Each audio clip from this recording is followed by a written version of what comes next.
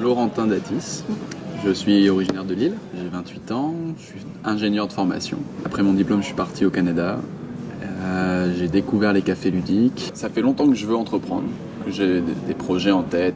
J'avais fait des activités de brainstorming avec des jeux de société. Donc c'est ça qui m'a poussé à aller vers un bar à jeux à Montréal parce que je comptais trouver un jeu pour faire du brainstorming, pour générer des idées de business et puis être créatif. Sans ça, je serais jamais allé dans un bar à jeux. Je me suis rendu ce soir-là dans un truc comme ça.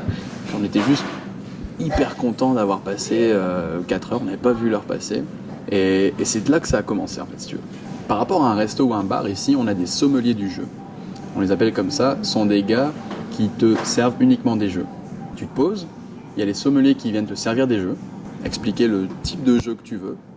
Et puis eux en connaissent des centaines, ils te ramènent ça. Et ce qui est aussi hyper important et qui fait le concept, c'est qu'ils te les expliquent.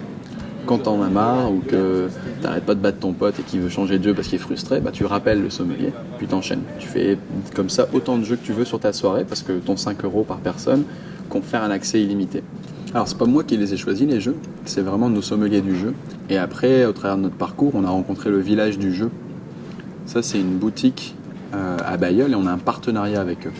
Sans eux, on n'aurait pas pu si vite avoir autant de jeux. Déjà, tu vois, 450, on veut en avoir plus, mais on n'aurait pas pu le faire parce que ça coûte cher les jeux. Là, on en a eu beaucoup en prêt. Ils nous ont filé des jeux de démo aussi parce que Arnaud et Yann, les gars du village du jeu, croient vraiment en notre projet. Donc, ils nous filent des jeux et en échange, comme nous, on n'a pas vocation à vendre des jeux,